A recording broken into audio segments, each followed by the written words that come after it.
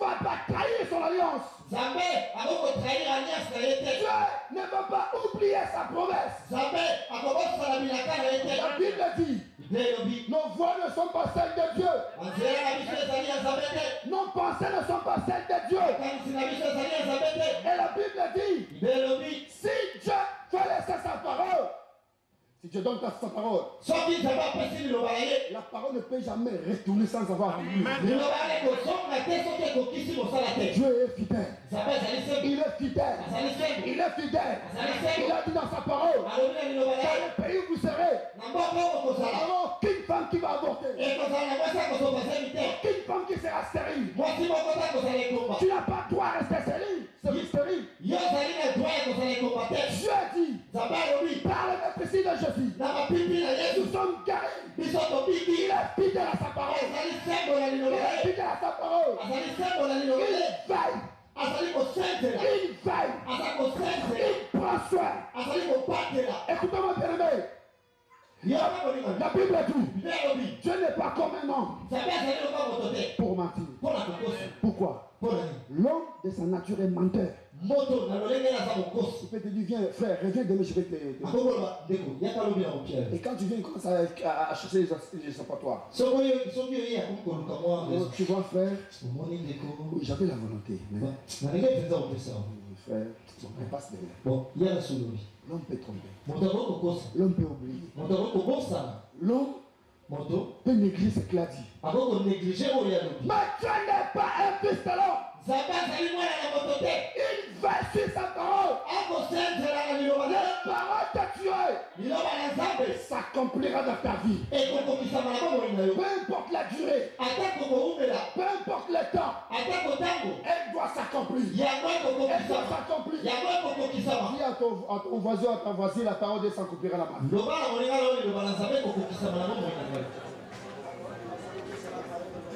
La Bible dit, il est fidèle. Il veille sur sa parole. Et quand il dit un mot, il veille. C'est-à-dire, il contrôle. Il suit. Il est attentif. Jusqu'à ce que la parole de Dieu doit accomplir ses effets. Jusqu'à ce que la parole de Dieu sera réelle dans ta vie. Il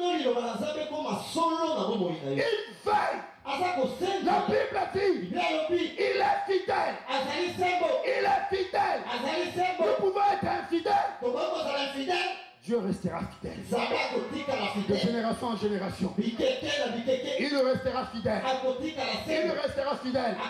Ce qu'il t'a promis, il va l'accomplir. Dites Amen. Dites Amen. Écoutez ce que la Bible dit. Il ne permettra pas que vous soyez tentés au-delà de votre capacité de résister. Il ne permettra pas. Il ne permettra pas. Cela veut dire, le diable est limité. Lisez-moi rapidement Jérémie chapitre 5 verset 22. Quelqu'un qui a trouvé, il peut lire. Vous allez comprendre ce que la parole de Dieu déclare. Jérémie 5, 22.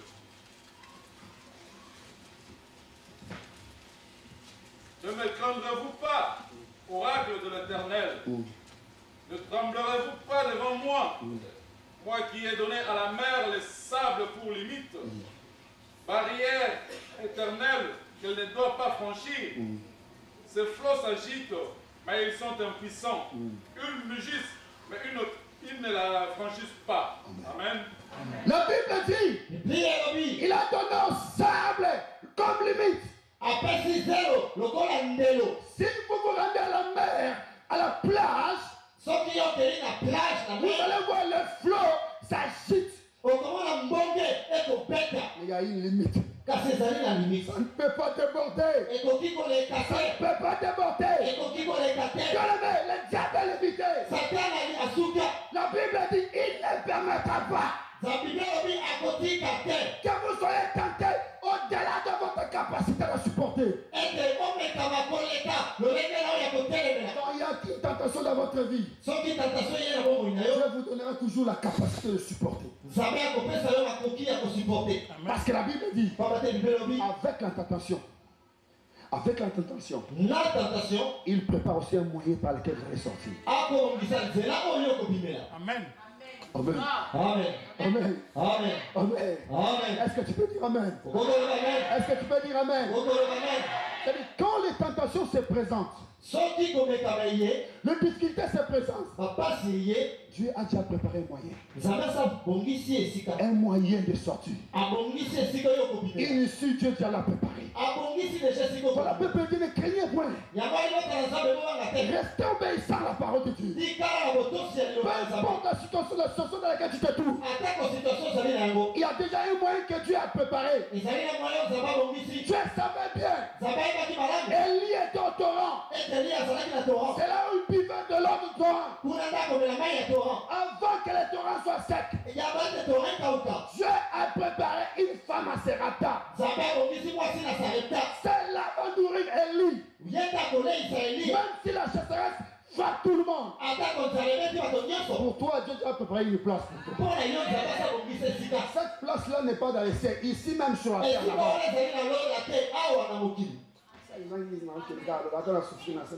Les gens disent, ouais, même si je souffre ici, j'irai au ciel. Tu vas aller au ciel pauvre. Avec toutes les ressources que tu as maintenant. Amen. Amen. Il a déjà préparé moyen. Il a déjà préparé moyen. Quand Élie est parti à Sarepta, la Bible dit, Dieu a ordonné à une veuve.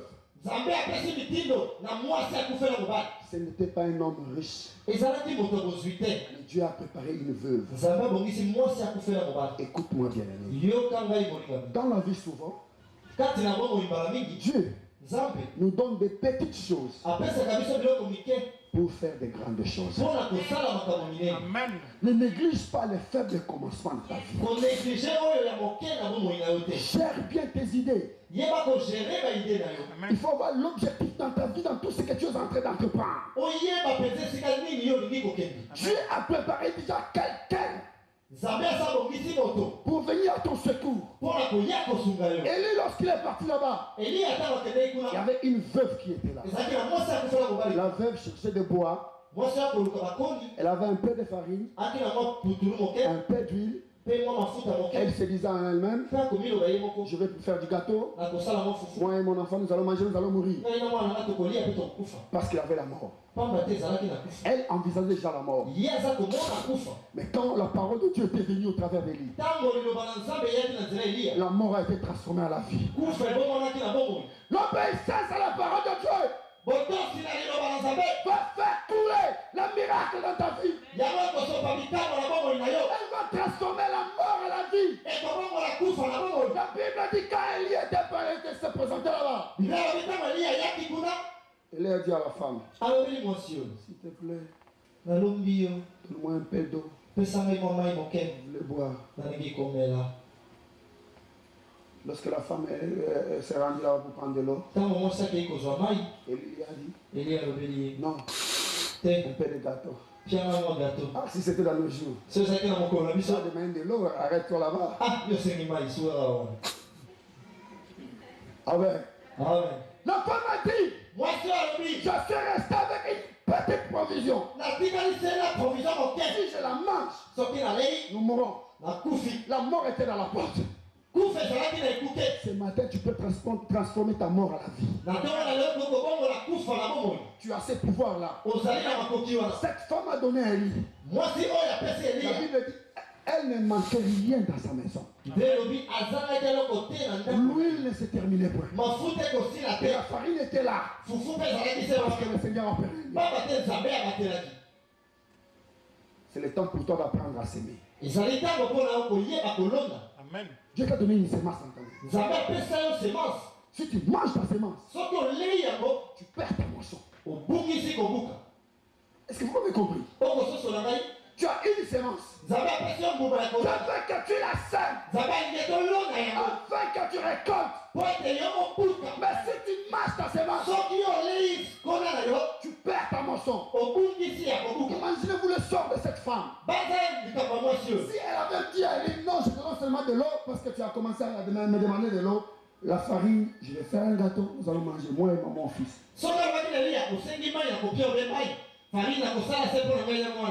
Quelle serait sa vie?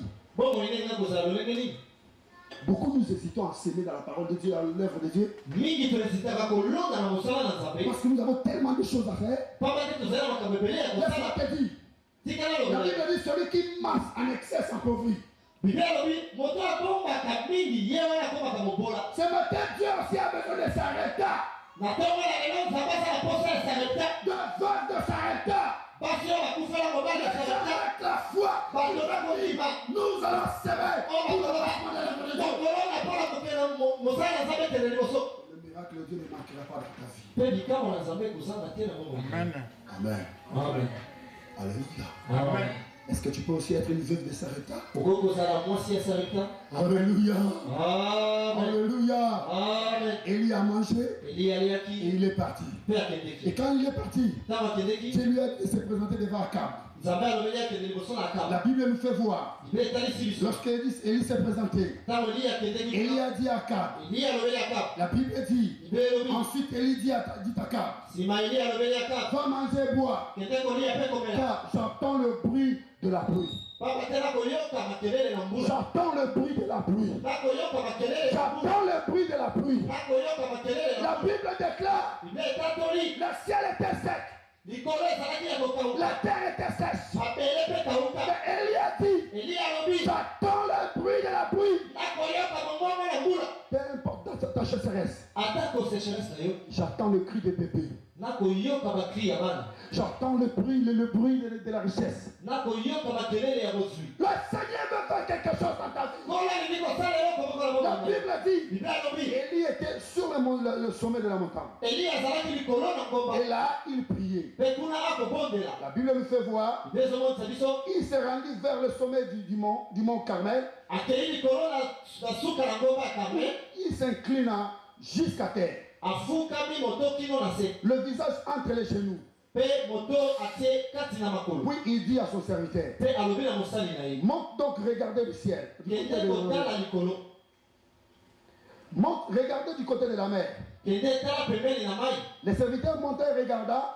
Revendit, il n'y a rien du tout. À 7 reprises, Élie l'envoya regarder. La 7e fois, le serviteur déclara, il y a un petit nuage qui monte de la mer. Il n'est pas plus grand que la main. La Bible dit, il s'inclina dans la prière. Écoutez ce que Jacques dit. Élie était un homme de la même nature que nous. Il pria avec insistance afin qu'il ne pleuve point. Et la Bible dit il pria de nouveau. Et le ciel donna la pluie. Il est monté, s'incliné dans la prière. C'est le temps où Dieu veut déverser sur toi sa bénédiction. Élie a prié jusqu'au bout. La Bible dit à la 7e fois. Au commencement, il n'y avait rien. Il a prié jusqu'à la 7e fois. Même si tu ne vois rien, continue dans la prière. Priez jusqu'à l'exaucement. Priez jusqu'au bout. Élie pria. Ce n'est pas une genre de prière. Quand tu pries, tu es là emporté par le sommeil. Je connais un frère. On était en train de prier dans une veille. C'était une veille de prière. Ce frère-là a dit, Bandeko. Oh, bien aimé. Il dirigeait la veille de prière. Je connais un autre frère. Dans la prière, emporté par le sommeil. Lorsque nous avons dit nous allons chasser les démons, lui emporté par le sommeil. Il dit, le Saint-Esprit, je te lis au nom de Jésus.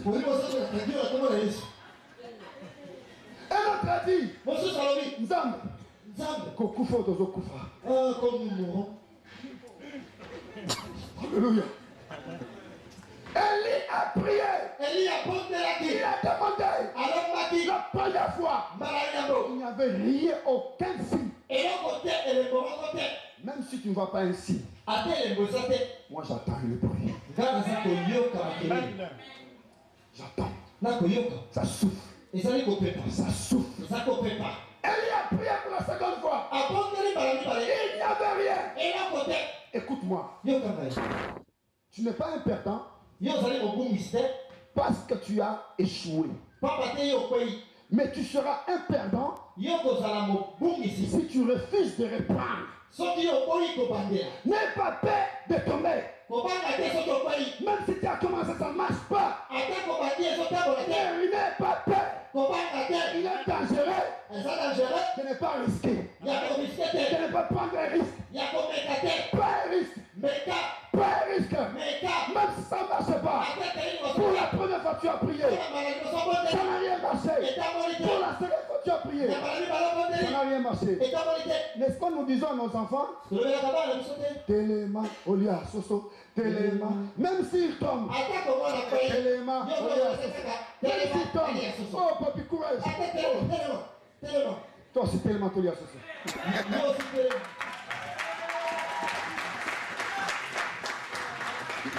Alléluia.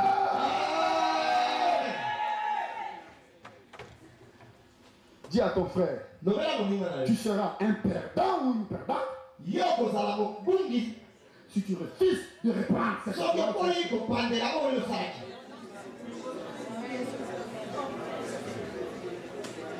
Là, tu vois, j'avais commencé. Ça n'a pas marché.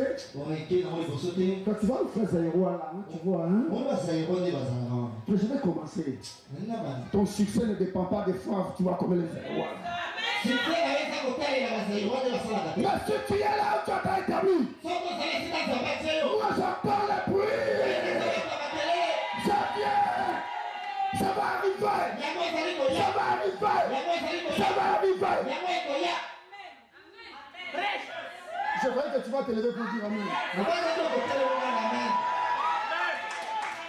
La distance qui sépare l'échec avec la réussite. Vous savez c'est quoi? C'est l'information. Vous manquez d'informations. Voilà, vous échouez. Vous manquez les instructions. Voilà, vous ne pouvez pas réaliser ce que le Seigneur vous a dit. Ma Bible dit, si vous êtes docile, vous mangerez les meilleurs fruits de la meilleure production. Si les gens bloquent, ils vont te donner les passages. Tu te diras passe maintenant. C'est toi le chef. Même si tes refus de t'aider, ils viendront travailler sur toi dans ta maison. Même si grande est derrière toi, ils viendront suivre même tes chaussures. Parce que moi j'entends le bruit. J'entends le bruit. J'entends le bruit. J'attends le bruit d'une grande salle pour le ministère de la puissance. Avec une grosse somme de garantie. Avec de grands hommes et de grandes femmes pour le Seigneur.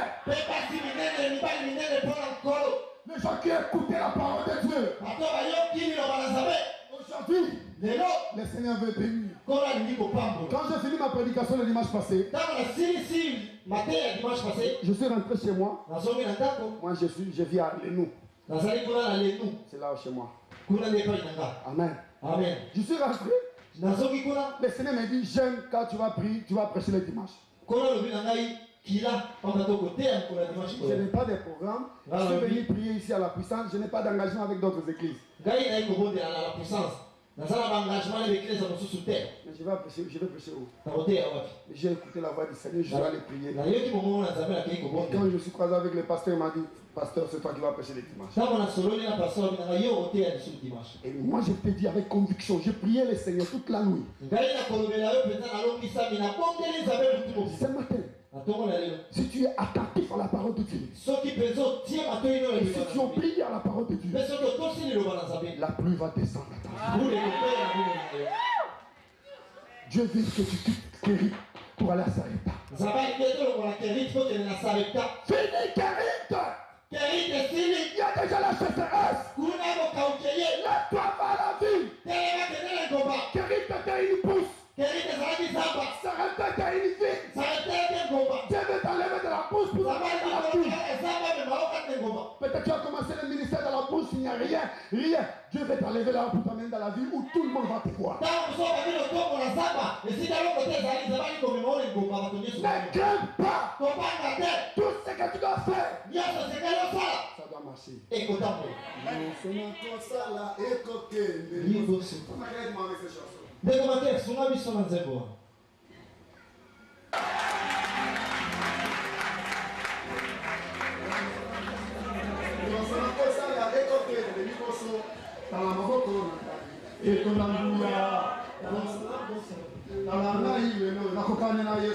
doit prospérer. Prie jusqu'au bout. Prie jusqu'au bout. Même si les gens se moquent de toi, regarde celui-là. Mais ça doit aller jusqu'au bout. Jusqu'au bout. Jusqu'au bout. Parce que Jean,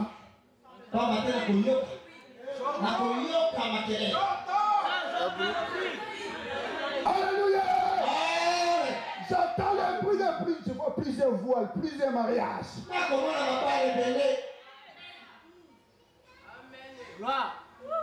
Élie a prié. Dis à ton frère, c'est le temps de quitter Kérit. Montons maintenant à Sarepta. Nous sommes maintenant des citadins. Dieu nous a bénis maintenant. Élie a prié. Continue à prier. Continue à prier. Aucune situation qui puisse nous arriver, que Dieu ne puisse pas la changer. Aucune situation. La puissance de Dieu est disponible pour pénétrer là où les hommes ne peuvent pas y aller. Il a prié. Troisième fois. Ça n'a pas marché. Ne sois pas un paresseux. Après avoir prié, rien ne marche. Frère, j'abandonne. Parce que je vois que Dieu fait exception des gens. Laisse-moi te défier. Dieu n'a pas d'enfant préféré. Nous sommes tous égaux. La Bible dit, la prière fervente du juste a une grande efficacité. Et la version anglaise, j'aime ça, ça vient dire.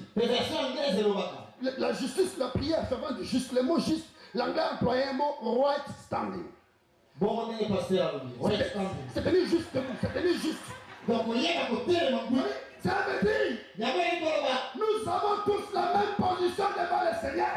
Nous sommes tous ses enfants. Et la prière de tout celui qui se tient devant l'enfant du Seigneur.